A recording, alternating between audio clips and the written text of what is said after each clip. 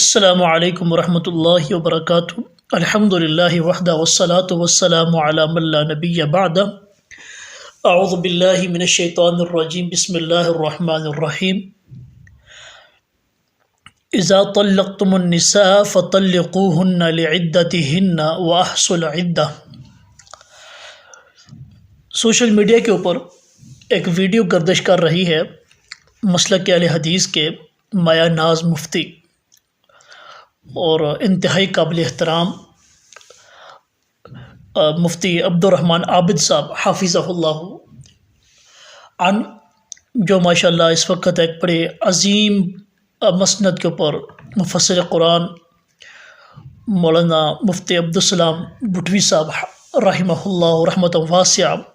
ان کے مسند کے اوپر تشریف فرما ہے۔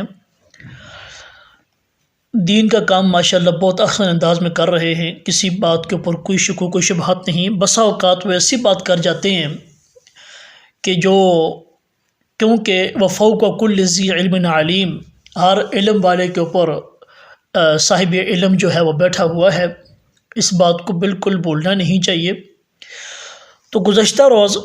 جب عدالت کے اندر پاکستان کے ایک معروف شخصیت سابق وزیر اعظم عمران خان صاحب اور ان کی بیگم بشرا خاور مانیکا،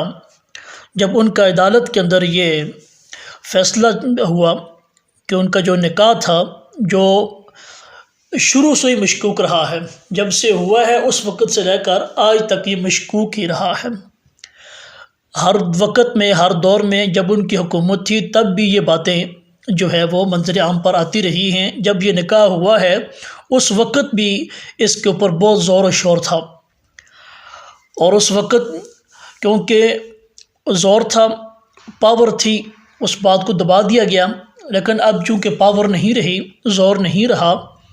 تو اب یہ بات جو ہے منظر عام پر نہ صرف کسی عام بندے نے کی ہے، نہ کسی جماعت نے کی ہے، نہ کسی مخالف نے کی ہے، بلکہ عدالت کے اندر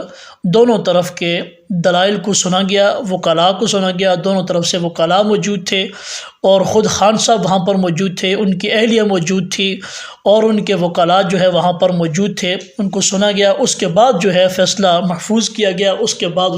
اس فیصلے کو سنایا گیا، جس کے اندر یہ فیصلہ سنایا گیا کہ جو نکاح ہوا ہے،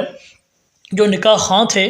ان سے بھی گواہی لی گئی، جو گواہ تھے نکاح کے ان سے بھی گواہی لی گئی۔ تو بات یہ فیصلہ یہ ہوا کہ یہ نکاح جو ہے یہ عدت کے دوران ہوا ہے، جو کہ شریعت اس بات کو بالکل نہیں مانتی۔ شریعت کی نگاہ سے، شریعت کی روشنی میں عدت کے اندر کیا جانے والا نکاح جو ہے وہ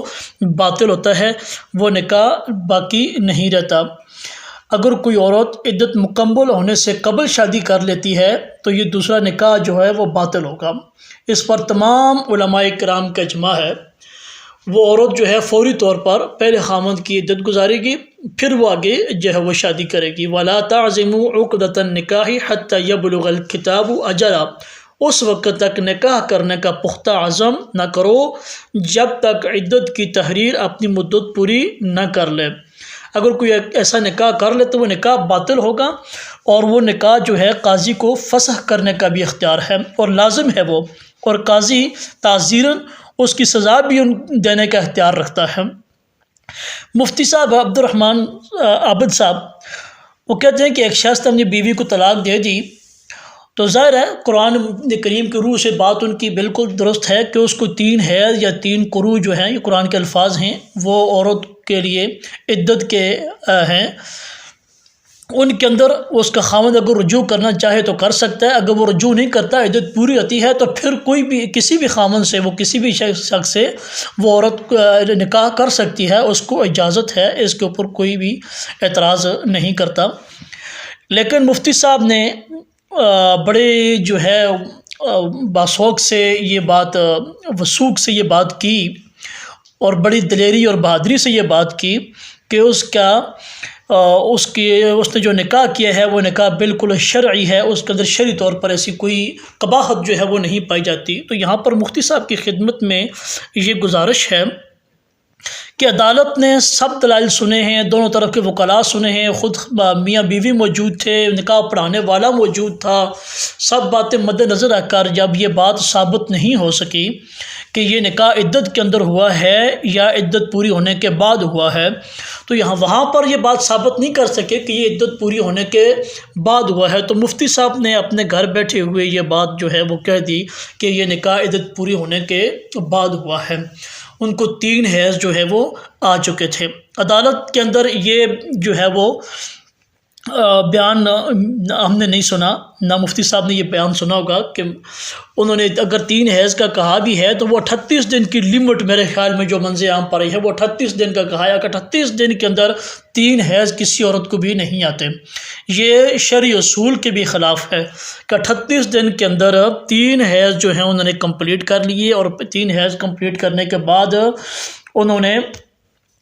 آگے شادی کر لی، ان کی عدت جو ہے وہ پوری ہوگی۔ تو شرعی نقطہ نگاہ سے ایک عورت 38 دن کے اندر 3 دفعہ کیسے وہ حائضہ ہو سکتی ہے؟ امام شافعی کے نزدیک رحمہ اللہ کے حیض کی جو لیمٹ ہے وہ 1 دن سے، حالانکہ شرعی طور پر ایسا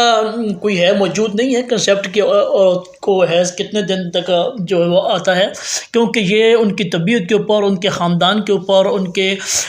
علاقے کے اوپر بھی ڈیپینڈ کرتی ہیں، یہ چیزیں اس حساب سے چلتی ہیں۔ تو ہر عورت کے ایام جو ہے معروف ہوتے ہیں، اس عورت کو پتہ ہوتا ہے کہ میرے حیض کے ایام کتنے ہوتے ہیں، 7 ہوتے ہیں، 6 ہوتے ہیں، کتنے ہوتے ہیں۔ جیسے حمنہ بنت جحش فرماتی ہیں رضی اللہ تعالی عنہ، کہتی ہیں کنت استخاذ حیۃ کثیرۃ شدیدۃ، کہتی ہیں کہ میں جو ہے نا استحاضہ کے عارضے میں جو ہے مبتلا رہتی تھی۔ میں نے نبی اکرم صلی اللہ علیہ وسلم کی خدمت میں یہ بات پیش کی تو آپ نے فرمایا انما ہی رکضۃ من الشیطان، یہ تو شیطان کی ایک رگ ہے، تو آپ ایسا کیا کریں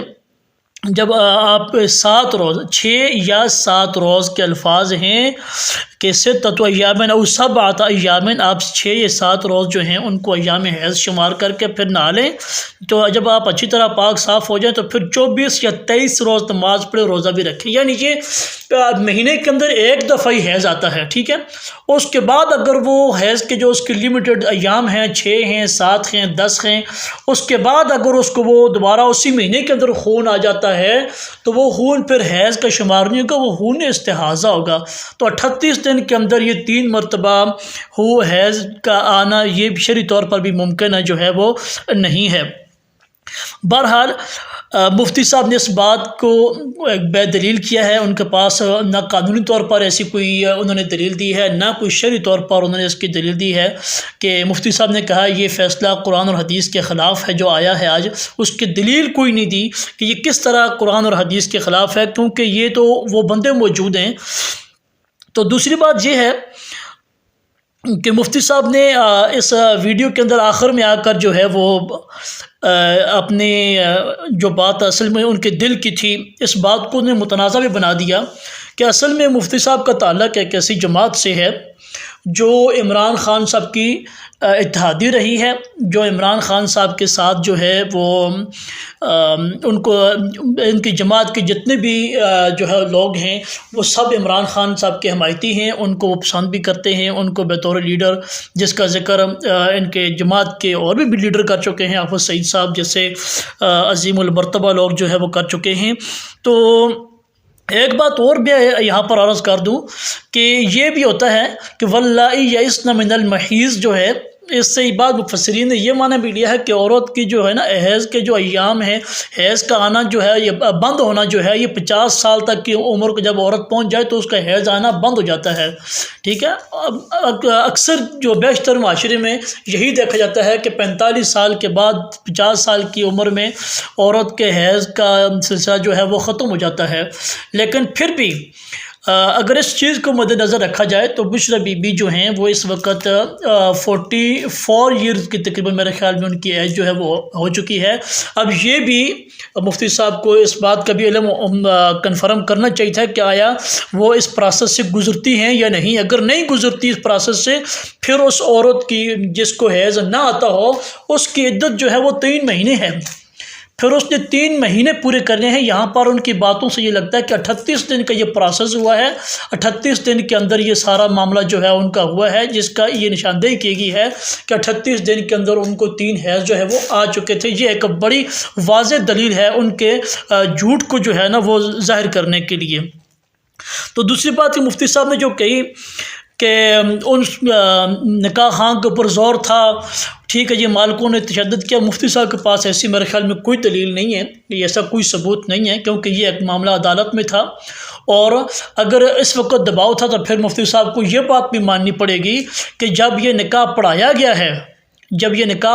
گیا ہے تو اس وقت بھی مفتی صاحب کے اوپر یہ دباؤ تھا، جبکہ انہوں نے چھپ کر جو ہے وہ نکاح پڑھایا، کیونکہ وہ وقت ایسا تھا،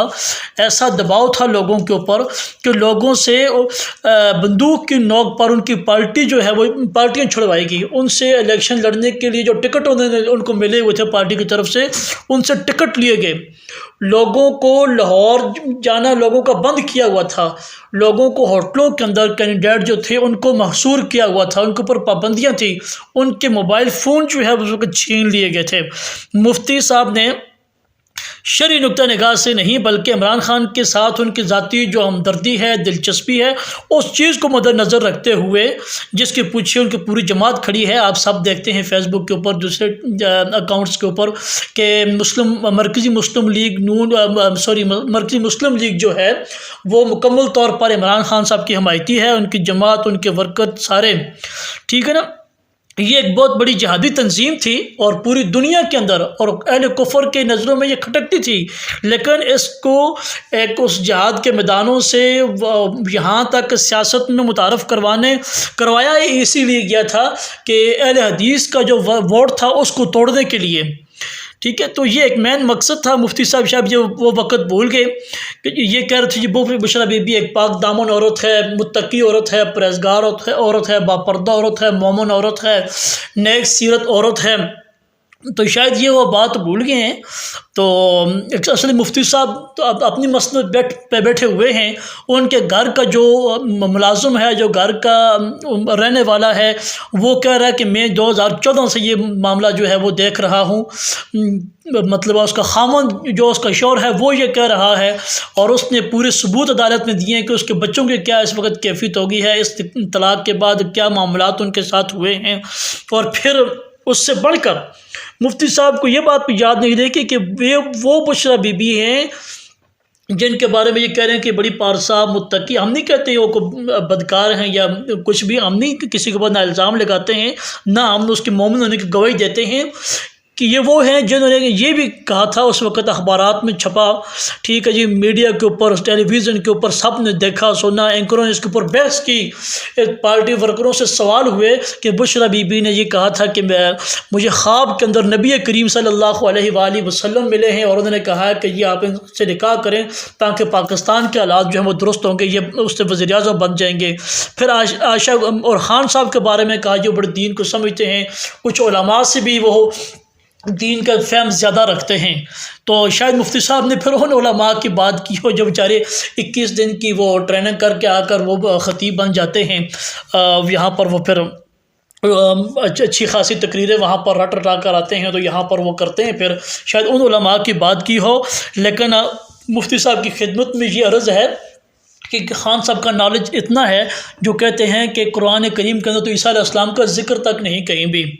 اور پھر خان صاحب کے بارے میں انہوں نے جو ان کی صفائیوں میں کہا کہ نیک سیرت اور تقوی والے مومن ہونے کے میں، تو بات یہ ہے کہ جو لوگ خان صاحب کے ساتھ رہے ہیں، ان کی بیوی ریحام خان نے ان کے اوپر کتاب لکھی ہے، مفتی صاحب کو چاہیے اس کتاب کا مطالعہ کریں، اس کے اندر کیا لکھا ہے۔ عائشہ گولئی پارٹی چھوڑ کر گئی ہے، فوزیہ قصوری،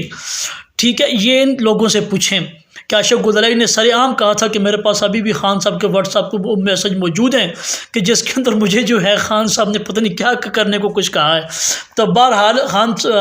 جس طرح عام ورکر جو خان صاحب کے ہیں ان کی نظروں میں پوری دنیا جھوٹی، جج جھوٹے، وکیل جھوٹے، ریحام خان جھوٹی، عائشہ گولئی جھوٹی، سیاستدان جھوٹے، پارٹیاں جھوٹی، سب جھوٹے، ایک خان صاحب پارسا ہیں۔ بالکل مفتی صاحب نے وہی جو ہے زبان بولی ہے جیسے ایک عام خان صاحب کا ورکر جو ہے بولتا ہے، غیر ذمہ دارانہ،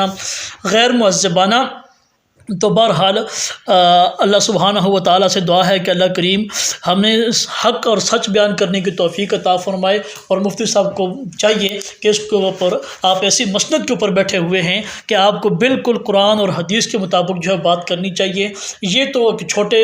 لیول کے لوگوں کی باتیں ہیں جو سیاسی سپورٹ لے کر اور پھر شریعت کا سہارا لے کر کسی غلط کو صحیح ثابت کرنے کی کوشش کریں۔ اہل حق کا یہ وتیرہ کبھی بھی نہیں رہا، وہ حق کو حق اور جھوٹ کو ہمیشہ جھوٹ ہی سمجھتے ہیں۔ السلام علیکم ورحمۃ اللہ وبرکاتہ۔